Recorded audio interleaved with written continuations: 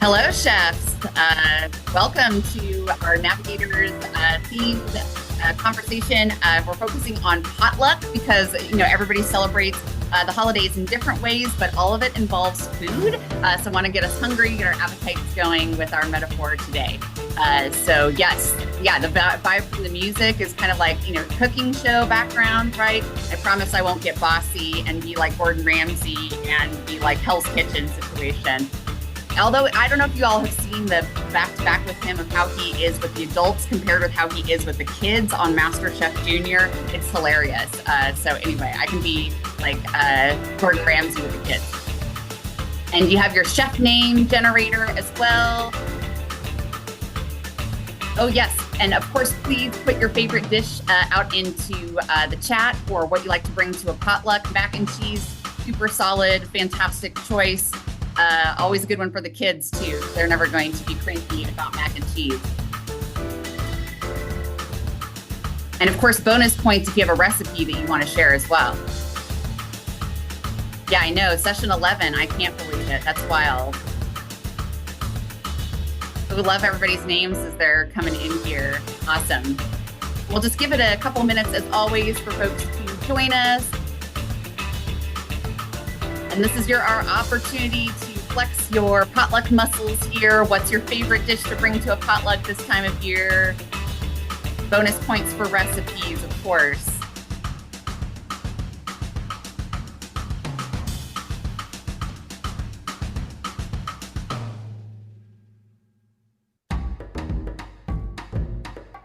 Oh, Kelly, I love yours. Crock pot coordinator. Actually pretty accurate. That's yeah. I'm mine too. Relish in responsibility. Yep, that's kind of the gig, right? Either relish in it or devoured by it. And I know folks, we may have a smaller number of folks than usual because I was not able to update the ICS file in Zoom. It won't let me change the cadence, right? So doing it on the 10th and all of that. So we hopefully will get folks back more regular cadence again in January. But super excited to see everybody who's here. And we'll take a few minutes to get warmed up with our name generator and favorite recipes. Great to see you all.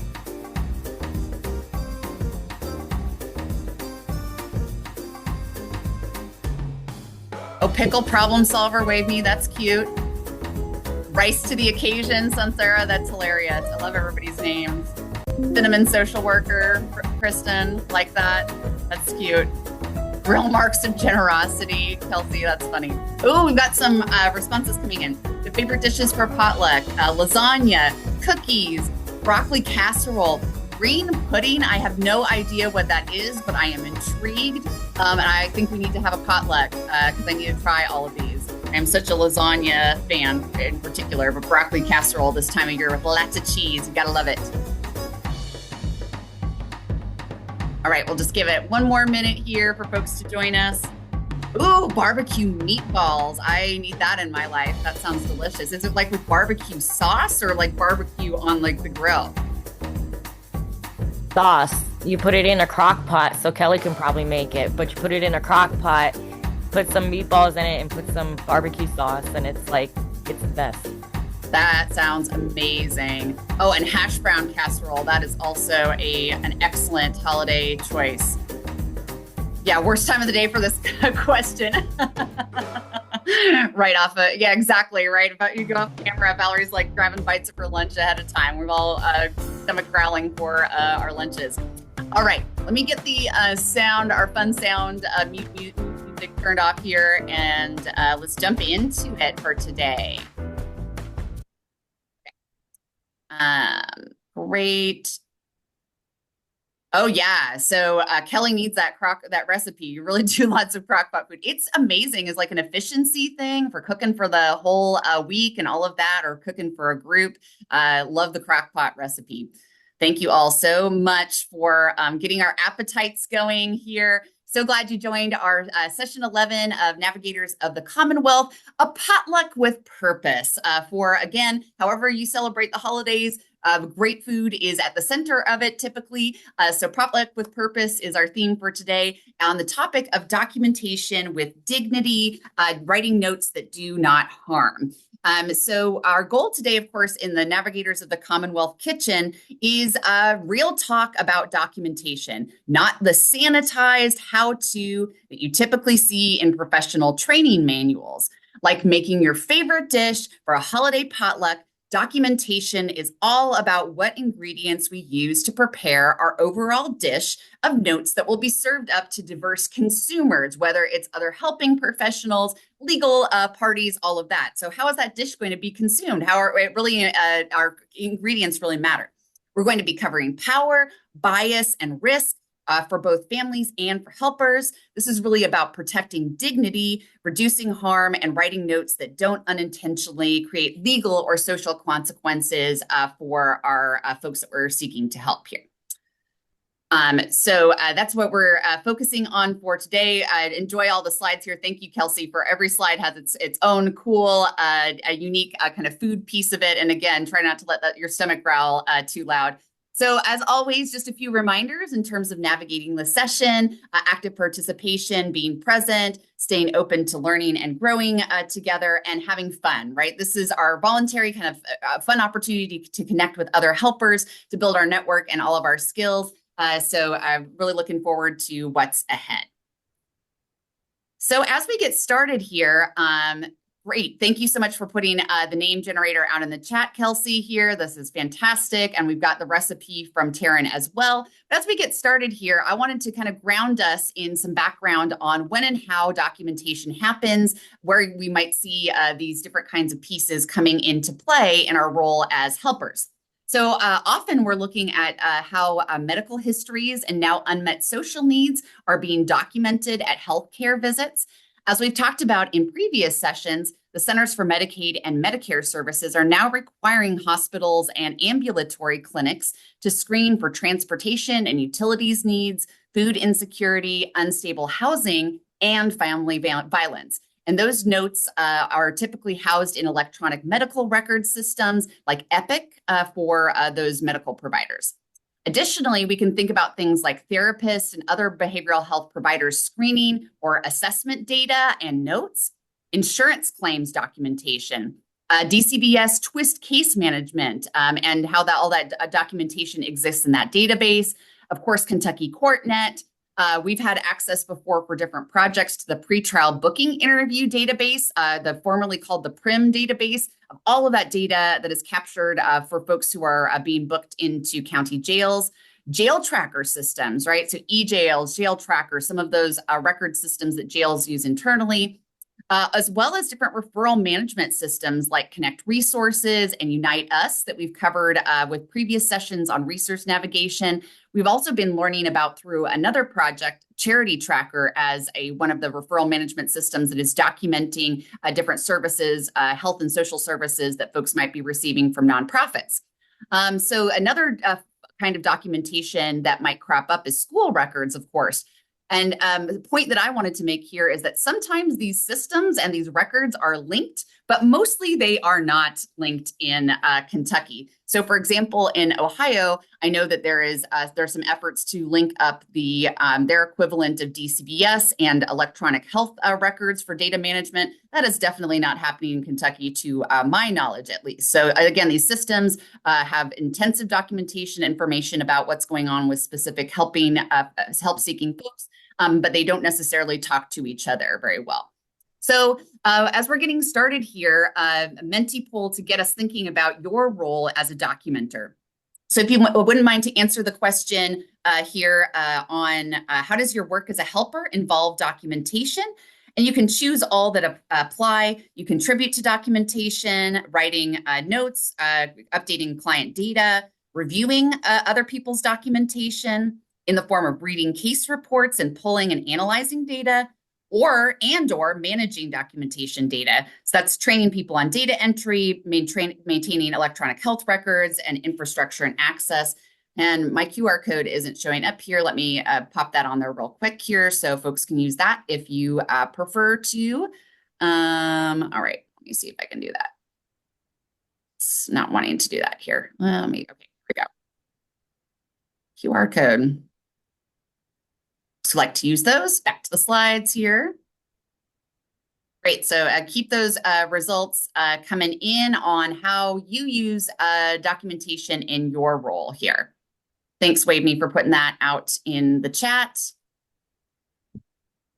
Do you contribute to documentation? Review other people's documentation? Manage documentation data? Or all of the above?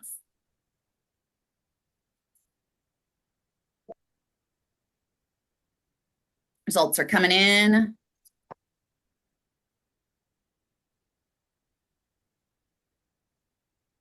So we're seeing a couple folks who contribute to documentation, several folks who review other people's documentation, and at least one person who is managing documentation data, training people on data entry, maintaining those electronic health records. God help you in that work. Very challenging to standardize all of those different kinds of efforts. Yep. Great. And then so now we're up to 3 who contribute to data documentation and 3 who review other people's documentation. So again, just thinking about what are the ways that we typically interact with these data sources as helpers here. Okay, awesome. Let me go ahead and pop us forward to our next slide and turn it over to Valerie. Yeah, I put here in the chat, I'm the subject of the documents. So for good and bad. And you know what, I love all of our topics. I'm biased, but you know, every time that we come with a new session, I'm like, oh, it's so relevant. Like it's just so relevant. And this is so relevant for me. I feel like a lot of people probably don't know the magnitude of this because they may not even see these documents, but I request all of my documents and I read everything. So I know what people write down. And you know, they have that saying, sticks and stones can never hurt me. Words can hurt. They can hurt. So why does documentation matter? What is at stake? So notes are permanent records and they can be viewed as evidence. If someone ends up in a system in question, you know, we don't take hearsay, right? We take what is documented, what we can prove. So they can go either way. They can protect families and they can really bolster up like what are someone's protective factors, what steps did they take, what are they doing, what do they have, their strengths, what's going for them, or they can contribute to harm. And I say this often, you know, in these roles, you can help or hurt, but you can harm through inaction. Not writing something down that could have helped somebody is also harmful. So bias in documentation, it shapes perception, labels stick. Once it's in there, I read something one time about children getting oppositional defiant disorder as a diagnosis in school and how just having that written down somewhere is like an automatic predictor that they will end up incarcerated. And it's because it affects how people whenever they behave and they have that label now, it's, oh, well, that child has that diagnosis. This is how we need to respond. And it filters the lens through which people see them and evaluate their behavior. And it could be a totally normal behavior for a child that's developing or understanding the world or whatever else they're responding to. Behavior is communication. Bias in documentation shapes perception, labels stick. I just said that, but I do think this session does really tie in a lot to the previous session that we did on bias and assumptions. And if you weren't there, I would encourage you to go back. Even if you were, I would encourage you to go back and think about some of the examples we used as far as even waiting rooms. But think about who's walking into those waiting rooms and what labels stay with them when they are no longer in those buildings. Your language can escalate or de-escalate consequences. And stakes are for families' physical or mental health challenges. They can be weaponized if those are labels that are written down. Again, that creates a record that can affect whether they continue to move on to do help seeking. So again, the power of words. One example could be a parent comes in and you could write down, parent seems overwhelmed. that's just an observation. You might not think anything of it. I'm just being factual. In my mind, I mean, that's pretty subjective. Well, someone else looks at that and they think overwhelmed. Well, maybe they're neglectful. I mean, is that it? Is that all I see is the overwhelm, or do I know what other, it's missing context, right? So if you don't, the way you document either provides context or it doesn't, and without context, there can be judgment. I can give a very specific answer. That's why I said this is very relevant because I looked at some records recently. Also, we should probably stop recording, but I'm going there anyway because I know who I am and what I do, and I'm gonna take control of the narrative. That's another thing that's at stake. Whoever writes the documents has power because whatever you put controls a narrative of someone else. That's why it's important for people to speak up for themselves. But I read records for one of my children that has sensory needs, and it's all filtered because they're a minor. It's all filtered through the parent, though. It's nothing. It's nothing about the child. It's all filtered through me, and it says the mother is does not seem open to treatment. Capital letters at all. And it was with my daughter, and she's having some cavities and things, and I've gone through an extensive effort. I've consulted with many dentists, with many providers. I have done a ton of research on this. My child has sensory, because if you're familiar with my background, I have twins that were born early, so got some sensory things, and had a very elevated emotional response to previous treatment and was very resistant to going back to the provider. And I discussed multiple options. And I said, can we try this option? Is it too far? I asked a lot of questions and I said, I want to do what's best. Let's go with this option. Let's just see. But what they wrote down was doesn't seem open to treatment at all and took all that context out. So again, if you are in a helping position role, this is the purpose of this group is to bridge the intent of helping people with those who are receiving help. And if you want to help, then, this is how you do it through giving context, through empowerment, through accuracy, and not leaving something that could be turned into a weapon for someone else. We can move on. I've already probably talked on the next slide a little bit. But again, this session is really tied into the previous one about bias and assumptions because I don't think a lot of people are here with their pen thinking I am going to weaponize this pen or I'm going to be a keyboard warrior. I think a lot of it's probably really automatic, right? You have to do documents. You have to write a summary of the visit and all of these things. Like you're just, oh gosh, the patient seemed overwhelmed and and you're just moving on. But until you are confronted with it on the other end, we put in the chat here, I put in, Taryn echoed as well. Until you are the subject of that, you may not even notice, or you may not even be aware of what could happen to that person. So notes, they're interpreted by systems, not just humans. Right. And professionals, they often work in silos. So again, you're just sitting here, oh gosh, poor mom, or more poor dad or whomever, poor caregiver, they were overwhelmed. That really stinks. And you know the whole story. It's all in your head, right? You're like, oh goodness, they had a really bad, I'm really going to be praying for them. I hope they really do better. Overwhelmed. But because people work in silos, when that goes somewhere else or that's viewed by someone else, they're overwhelmed. Oh no, then they get all these mental images and, things are always filtering through culture, right? Through movies and TV. And they're like, oh, this is not good. They're overwhelmed. This is a risk. I don't like this. And they miss the whole thing. Meanwhile, you're over there and you're thinking about them every day and hoping that their day gets better and have the best of intentions, right? So implicit bias, it affects what is considered normal or concerning. This is key. Intersectionality matters. So race, class, mental health, disability, gender, they all influence perception, either of what you write or how someone interprets what you wrote. So things that are really good to ask yourself, who will read this? I don't know if you all have heard them say, send every email like it could be read in court.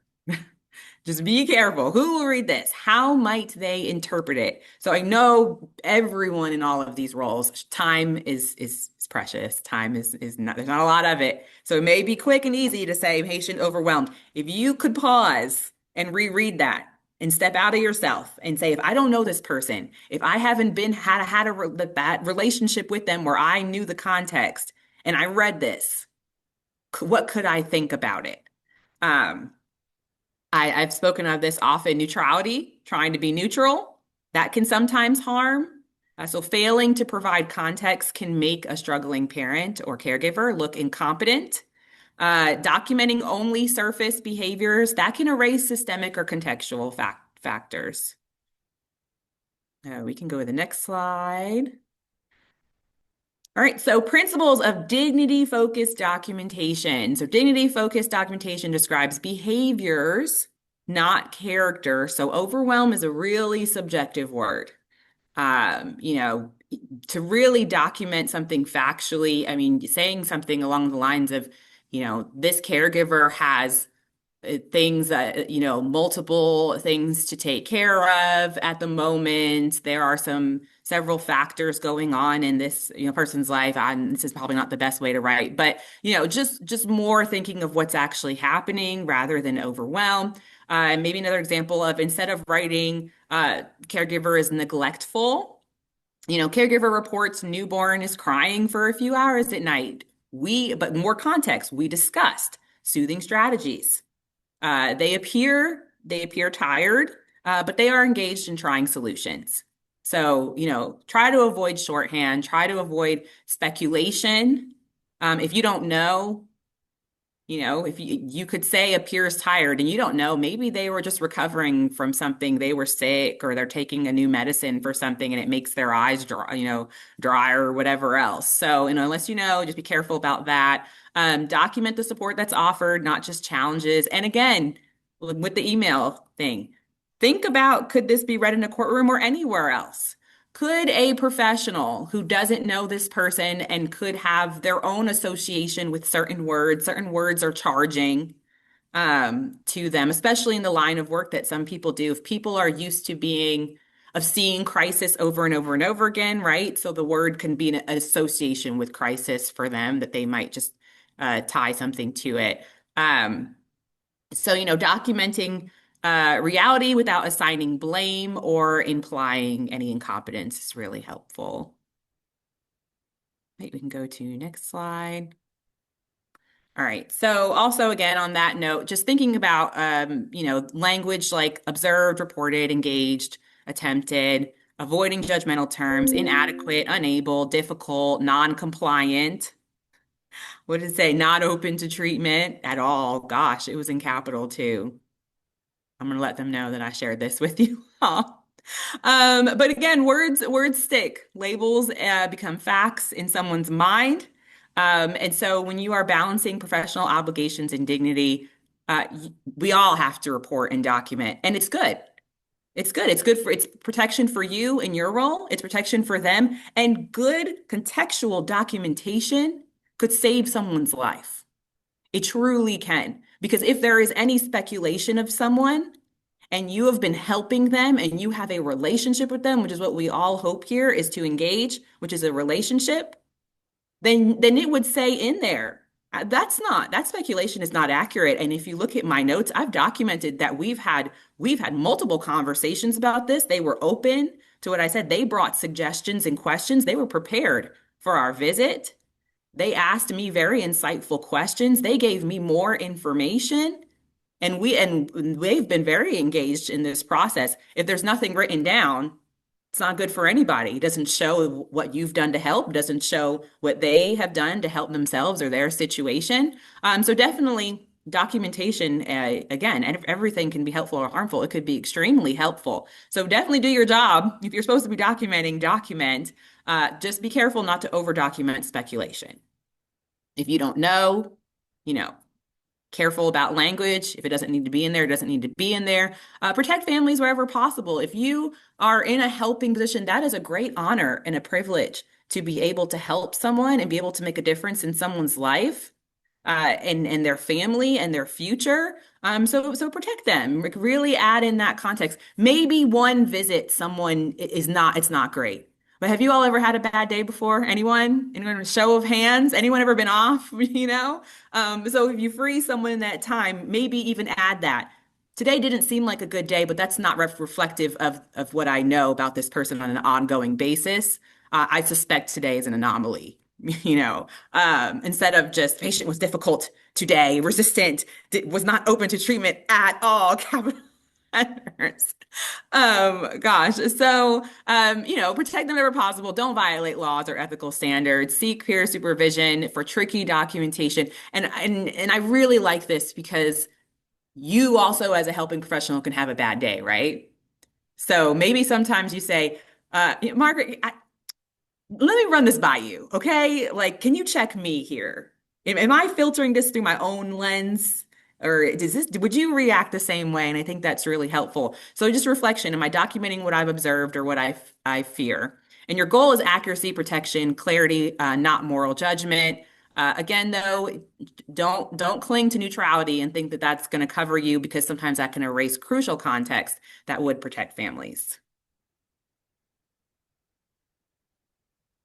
All right, so real world example we have here, parent reports postpartum depression, how to document that. Oh, I'm moving on here. Sorry, child with a oppositional defiant label. So yeah, so I brought that back in here. I thought that study was really insightful. And just a warning and a word of caution that, when you think about balancing your professionalism and your duty, a label can get someone treatment that they need, right? But then if you think about the other side of it, you know what? So here we go. We have an example of really just being careful with language. Child is defiant. Now we're labeling their character a little bit. Child is defiant, refuses to follow instructions. Disruptive behavior continues despite interventions. That doesn't sound good.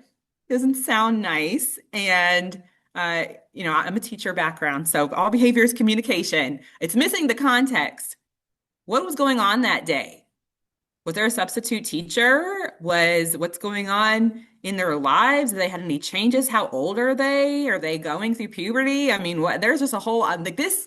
If I read this, I would have a lot of questions. Now, other people might read this and come to an automatic judgment, right? So we have child reports frustration with classroom tasks.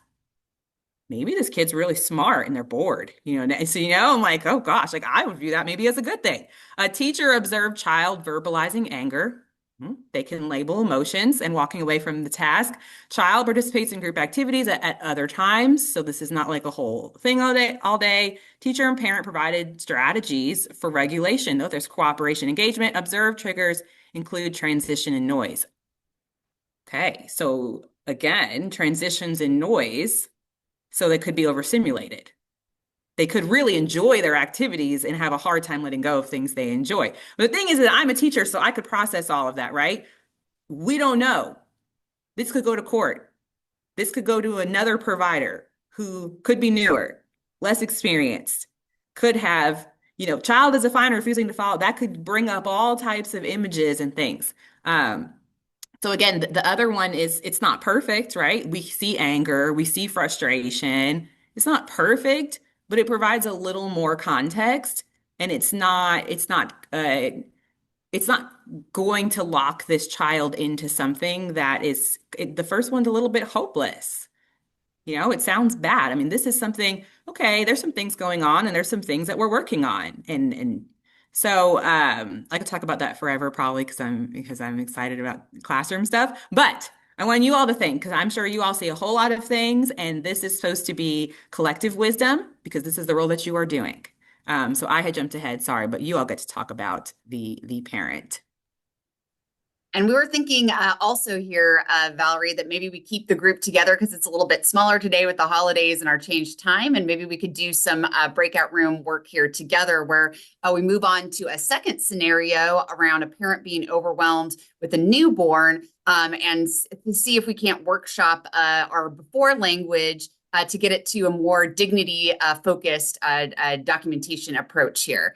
So as you guys can see, parent overwhelmed with newborn. The before, the kind of standard approach here is parent is unable to care for child, appears stressed and unprepared. What might be problematic about this before language?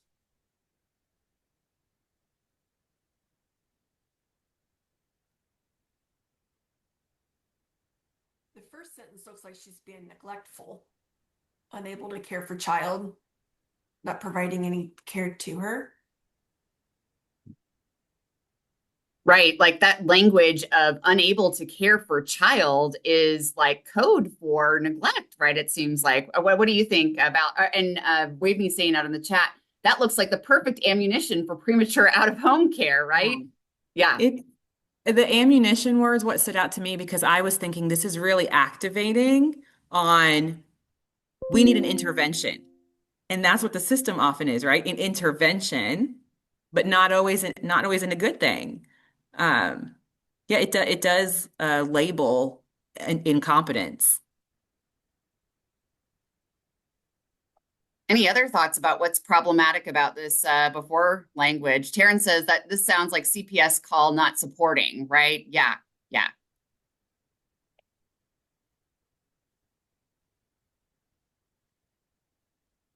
Appears It stressed and also sounds, unprepared. I was going to say, it also sounds like they were expecting the parent to have a parent book, like unprepared, like it's a newborn. So obviously the parent doesn't know exactly what to do with that newborn. But like this sounds like they were given in the hospital a parent book and that parent book wasn't followed because they're not prepared to be able to take care of their kid. That's what it sounds like to me. Like they didn't bring their homework, like they missed something, kind of. They should have. Yeah, yeah, like the assignment wasn't understood, or something like that. Yeah. I It's just so problematic, right? Because we know having a newborn is overwhelming, right? Like your whole system and change. And again, every baby is different and every baby has different needs. And so I remember even caregiving for my nephew, and he didn't sleep for over 48 hours, right? Which meant I did not sleep for over 48 hours as I was caring for this newborn to give his parents some relief. And so, again, when we have to figure out how are we writing this because it's just so problematic and harmful. Kristen, I really love that you mentioned that every child is different because I have three kids and I could very easily not be prepared for the fourth child if the fourth child has vastly different needs than the other one. They're all their own person. And I don't care if you're a perfect parent. You're a perfect parent. You figure out the kids that you have when you have them. It's all new every single time. Yeah, Valerie, I have all three of mine are exactly 4 years apart. And I thought, okay, the first one, I got this down. Second one comes and I'm like, oh no, this is totally different. And then I had my 4-year-old at the time. So then when my third one came, I'm like, oh no, and she's a girl. So it's totally opposite from the first two. And it was like, oh yeah, no, this is not what I had in mind. She's more mom, clingy. The boys were like, as babies, it was very hard for my oldest to get attached with me. We had like separation issues and stuff. So like I couldn't be prepared for another one. So like you said, I agree. There's no manual. There's no way you can say one kid is going to be just like the other one. There's no way. All three of mine are totally different. They look alike. They look like copied, made children, but like I printed them out, but no, their personalities are total opposite. And what I do with one, I cannot do with the other. What kind of approach might we take then to be more dignity focused? I mean, we don't know the context here, right? Like Valerie's saying, but what might we be able to do to reframe this to more dignity focused language for documentation? Is one thing that I would just even without like the document, I don't know how to like segue to this properly. You wouldn't even know that parent was overwhelmed if they didn't come to the appointment. Like maybe just starting there. Parent came to the appointment. This is a wellness visit. Parent is followed wellness visit schedule to even be here today for me to judge them. Yeah, right. Yeah, they're here, so how unprepared are they if they are showing up for the appointment? Other thoughts on different, more dignity focused approaches here? Saw something out in the chat.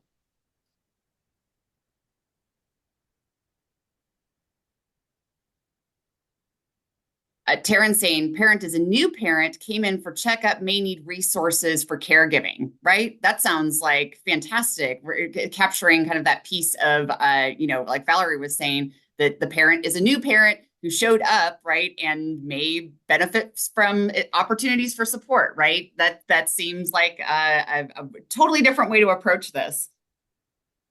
Can also, like, what questions did they ask? Like, because if they report, what made you think they were overwhelmed? Were they describing things the child is doing? 'Cause you could say they're really attentive to what the child is doing because they were able to articulate the child's actions and behavior. They're spending time with their child, so they're physically there. But I would also say, so like, even being able to document that maybe they don't know what to do, but they're able to articulate what's happening, so they're physically present. But then how did they react when you responded? Because if you say, "Oh, hey, I do you know about hands and whatever? Have you heard about that before? You're a new parent, all this," and then the parent's like, "Absolutely not. I would never get help. Help is disgusting." That's a concern, right? But if they're like, "No, I've never heard of that," then it's, oh, okay. Well, parent was open to learning about resources in the community. Totally. And I'm wondering too, in addition to if anybody has any thoughts on additional dignity-focused documentation strategies, as we're looking at these scenarios, what bells is it ringing for you all, right? How have you seen documentation support or harm help seekers, and what barriers get in the way of dignity-focused documentation?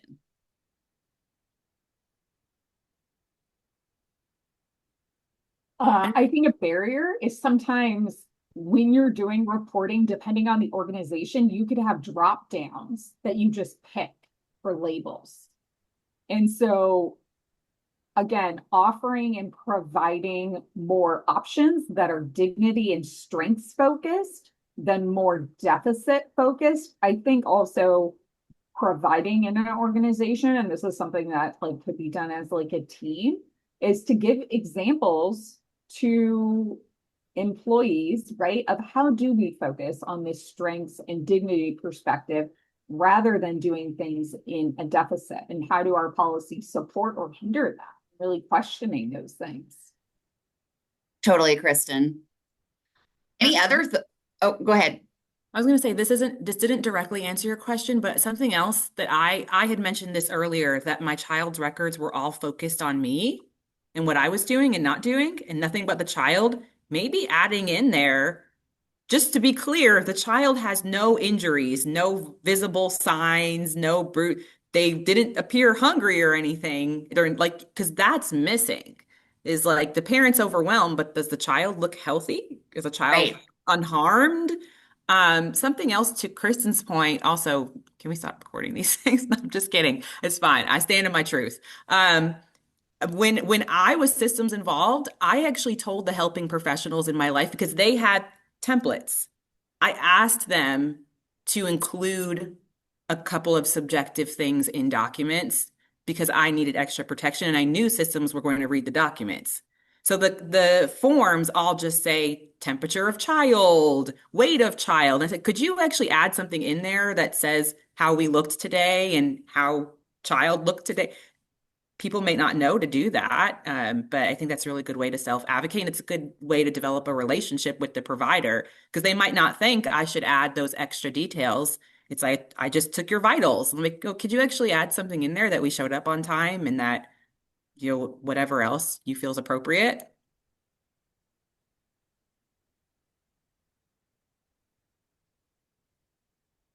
Totally. And I put out those reflective questions in the chat beyond even the scenario. How have you seen documentation support or harm help seekers in your work as a helper? And what barriers get in the way of dignity-focused documentation beyond some of the stuff we've already talked about, or how you've seen that show up in your work?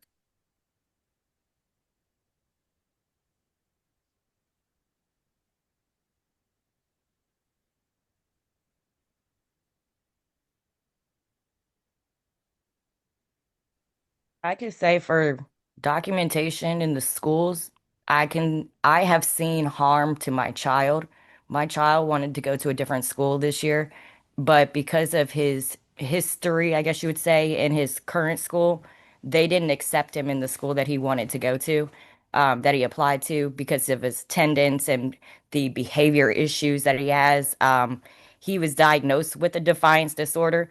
So his documents say he was trouble pretty much in class and he was a problem in class and stuff. So documentation in the schools, I can say, definitely harms students, depending on how you write it, because they can't transfer to other schools and you got to fight for it and everything else.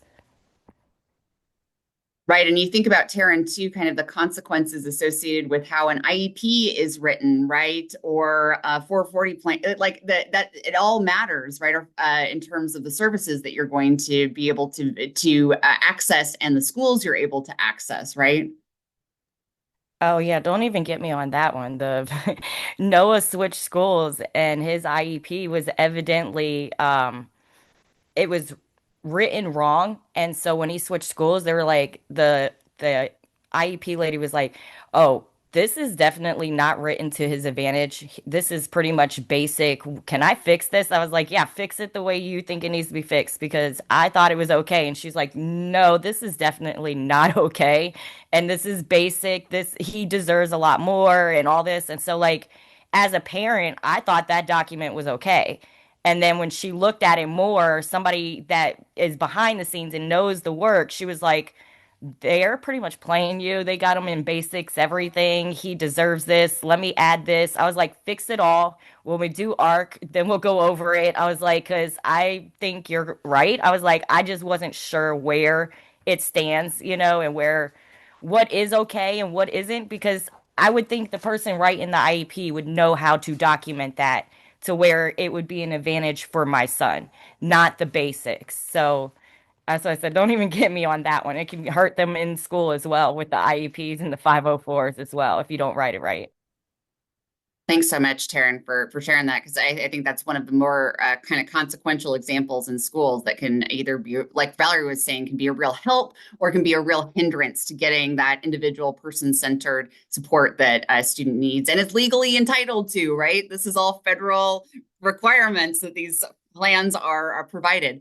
So Braveny says out in the chat, sometimes a professional wants to validate emotionally a client who seems to be struggling, but their interpretation and documentation can fail to provide context or dignity if it only focuses on the struggle. It's hard to keep professional balance when you have compassion for their struggle, especially if the client seems inclined where to go as a chat. Low Inclined, self-esteem. yes, emphasize struggles or shortcomings, right? Yeah, absolutely. And I mean, you're in a help-seeking situation. You're coming because you have areas that you want support, right? You're not going to be talking about all of your assets and strengths in that context unless you're creating an environment where that is salient, right? So, yeah, thanks, Wadney. That's super insightful. I really appreciate that you said that because I have said that about my first CPS involvement was from a helping professional, but it was someone who was assigned to help with my child having high medical needs. And then for them to think that I am overwhelmed, well, you weren't assigned to be my friend, so I wasn't calling you when I had fun things to talk about. I was only calling you about high medical needs. So if you wanted to know more about who I was as a whole, you could have like opened up the conversation. Yeah, there's roles here that make it so it's not like I'm sharing all of my rainbows and moonbeam situations with my child, I didn't think to tell you when my favorite TV show was coming back on. That doesn't mean I don't like TV. And Kristen was saying too, it's also very vulnerable in this type of documenting erodes trust. Yeah, definitely.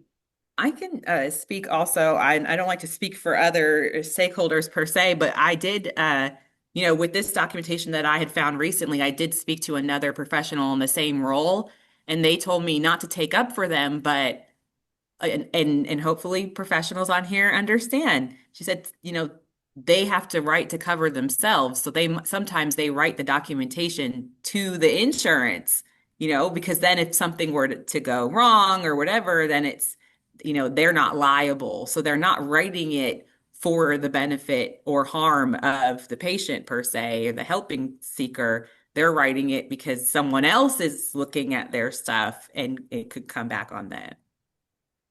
but then Right. you're Totally. collateral, right? Yeah, totally, totally. And that came up over and over again in our mandatory reporting and community supporting study, right? Is this kind of like I have to cover my bases here and make sure that I'm protected from a liability standpoint, and that's the angle, right? So yeah, that's super important. Kristen's saying I've also heard that too, which is why this has to be addressed at a systems level. Absolutely. All right, awesome. Thank you all so much for your thinking around this. So we'd originally set up this break or the Menti poll here to give us an opportunity to reflect and learn from each of the breakout sessions, and we'll keep doing that going forward because I think that's a kind of good opportunity to debrief. But I'm curious if anybody wants to share in the chat or in the Menti poll or come off mute what anything that kind of you've learned or taken away from the session so far. Like I said, how did you change the before and after language and what examples did you give? We've already heard that from each other here, but curious if anybody has any reflections on learnings or takeaways or things that they are resonating with them from the session so far. Before Valerie takes us home with some key takeaways. I think a question or thought I have is like, have people at their practices ever sat down and had a conversation with one another about what they document and why? Like, could this session open that up where everyone goes back to their role and says, do we like the questions? And actually, are these fixed questions? Are these fixed form fields? Or could we actually change the fields? If we talked about maybe people have not even had the conversation and there's an opportunity to have those conversations. Yeah, absolutely, Valerie. And there's so many situations where we're stuck with an assessment tool or some of our documentation strategies for grants or for requirements or all of that. There's always room to move, right? So what folks were saying out in the chat, Kelly was sharing, I appreciate the directness of the content being shared. Yeah, this is straight talk, like we said in the introduction. This is the work, and we know it, we live it, right? So and then yes, the next crockpot meal. Yes, exactly. We all need your crockpot recipes. Sharon saying that this session is a great reminder to be aware of language and lens in both conversations and documentation, right? I love that reminder, Sharon, because it's the conversations that lead to what we're able to document or not, right? So they're really intimately connected. And then out in the Menti poll, I want to take the concept of dignity-focused documentation into my future work and share it with other professionals who document too, right? Even just that language around we're doing dignity-focused documentation, it cues that lens of this isn't just a checkbox or a cover my butt kind of situation, but it's about dignity and preserving how someone is represented in different kinds of legal documents that could be helpful or hindrance. And Kelly's Kelly's saying, I will do my best with some tangible support from your family, right? With the recipes, measuring ingredients. I'm so impressed with those kinds of cooks who just have that kind of like the feel and the sense of the recipes. That's great, Kelly. So again, I appreciate everybody's reflections on this, right? And as Kelly's saying, everyone has strengths and everyone has positives, and those should always be included. And as Valerie's been saying, the showing up is part of the positive, right? That you can even have that helping relationship and connection between you as a provider or you as a help seeker and the person that you're working with, right? That's a strength in and of itself. We all showed up. Great. Thank you all so much. Back to you, Valerie. Take us home. I'm still salty, you all, but if I was not open to treatment at all, I wouldn't have gone to the appointment to have the conversation with you about treatment options. I'm going to call them. I'm going to send them this video. I'm going to be proactive and constructive, you all. Thank you for letting me air this out. But something really good to ask is, would this note make the caregiver look safe? And it doesn't have to be good. Not everyone's helping parents and caregivers, right? It just could be the person. Could it make the person look safe, supported, or risky? How could it be misread? I think that is the biggest thing. Stepping outside of yourself because you have the knowledge in your head. You know this person. That's Taryn. What do you mean? Taryn forgot papers, but I know Taryn, and I forget papers and whatever. But other people don't know these people, right? So how can it be misread? So strategies for safe and dignified notes. Document facts. Facts first. The fact of the matter is showed up to the appointment. Reported things about what is going on at home. No visible injuries on anybody. Nothing is on fire right now. Context second. Avoid assumption. So, label as parent reports, observed. If you don't have any evidence of anything that can't go in there, that's hearsay and speculation. Highlight strengths. Kelly said everyone has strengths, everyone has positives, and they should always be included. So you could say, parents, something is going on at the home, child is crying, but parent called and made an appointment immediately after this happened and showed up to this appointment. So parent responded to not having the information of what to do by coming to a professional. Great first step.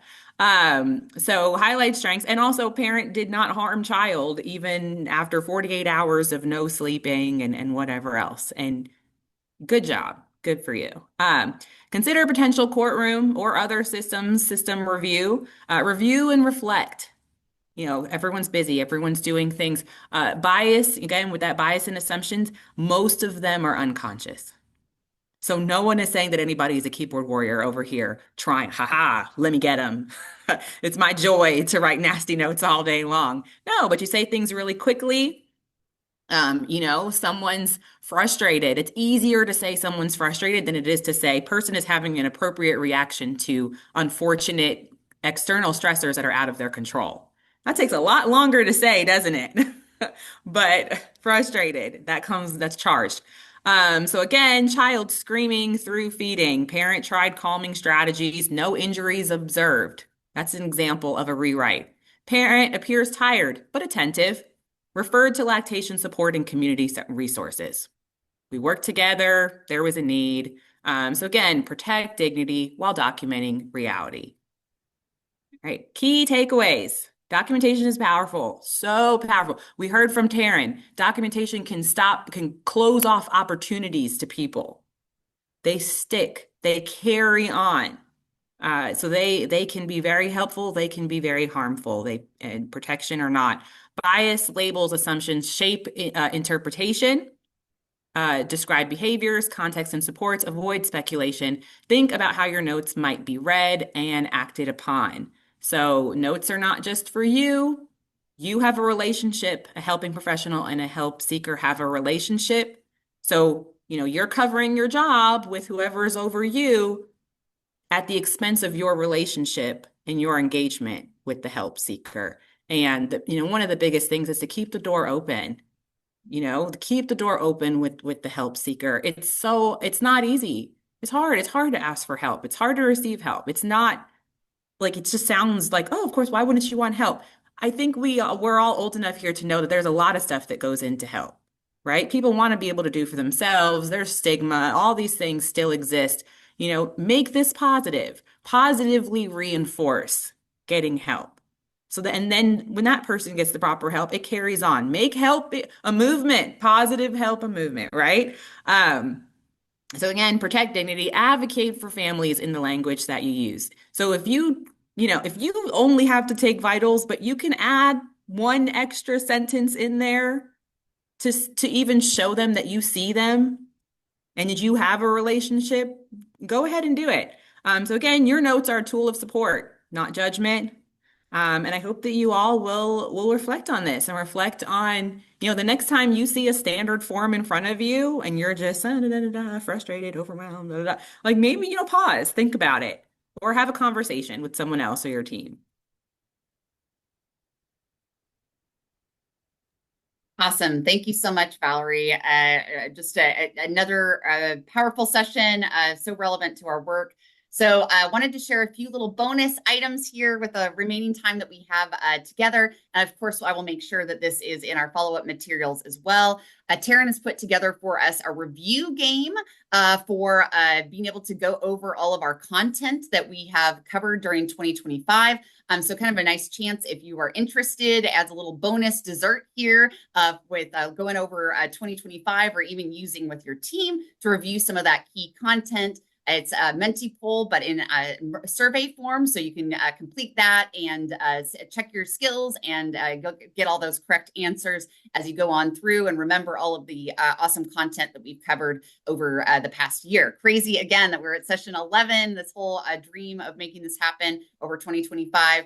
Just so grateful for you all to be part of this journey and the Navigators. Again, take advantage of this tool to recap and refresh your knowledge and engagement with the content.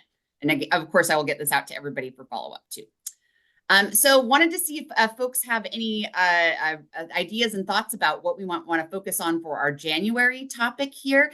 So different topics that we've seen before from voting, but wanted to see if we have any kind of consensus around where we might want to go for our January session here. So please feel free to go ahead and put your votes into the Menti poll here. And we definitely had some interest in a lot of these topics before. So would love your input on topics.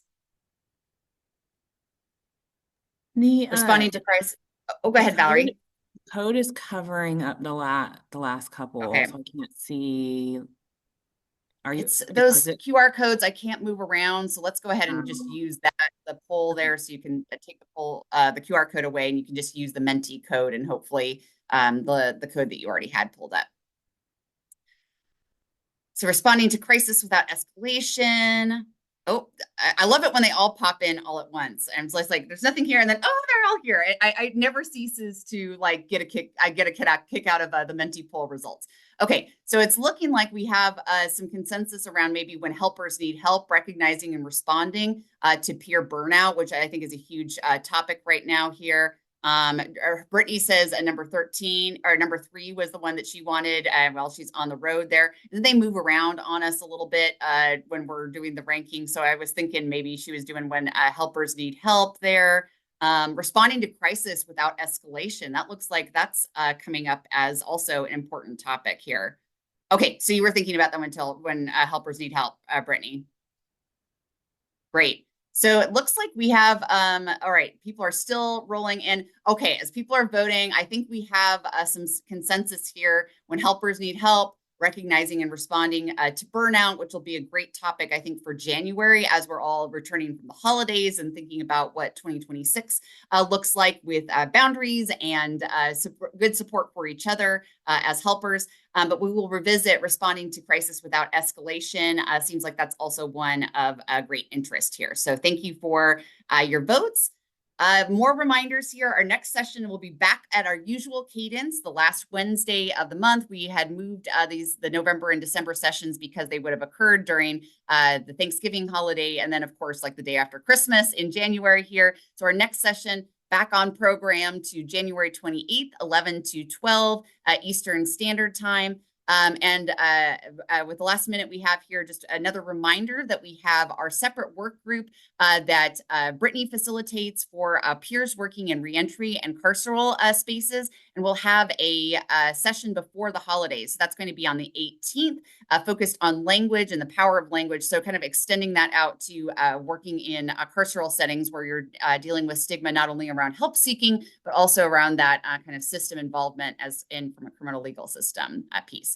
Yeah, so our December group, Sincera, so we will have the peer support group on the 18th, but we will not have our session on, I guess, what would have been the last Wednesday of December here while we're in kind of holiday break mode there. So our next time together will be January 28th. And of course, we will get all the materials out to you today, the slides, the notebook, the review content there so that you can quiz yourself and others. And we'll look forward to when helpers need help as our session for January 28th. Thank you again, everyone, for your contributions to the space, to this community. It's a dream come true to be able to bring together our thoughts and perspectives on helping and help seeking and the complex dynamics there. So appreciative for Valerie's leadership and all of our team members on this. Thank you for all of your contributions to making 2025 great. And let's keep it together in 2026. Keep helping each other, help others, right? It's a team sport, as we always say. Any final words from you, Velveeta Val?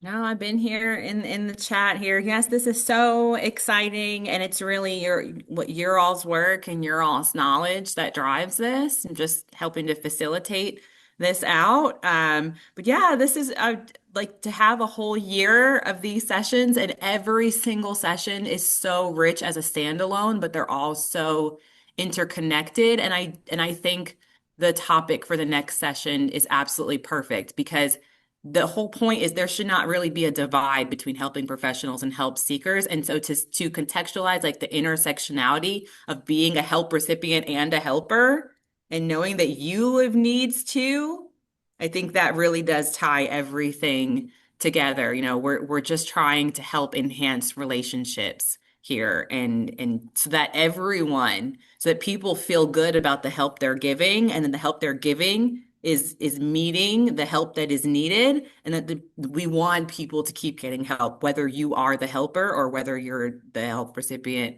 And really just to remember all of our humanity and that we all get our needs met and we're all just better for it. So everyone enjoy whatever holidays or rest or relaxation that I hope that you get this month. I hope to see you all. Share this with other helping professionals and peers. The more, the merrier. Nikki is sharing a resource in the chat, so I don't want us to miss this.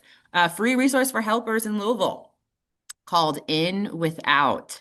Thank you for sharing. It's is that a link or were you trying to enter a file in here? If that's a file, if you don't mind to send that maybe to Margaret to share Yes. out, it would be Okay. great. I will. Yep. Thanks. Awesome. Thank you so much, Nikki. I'll share that out when I get that from you. Thanks, everybody.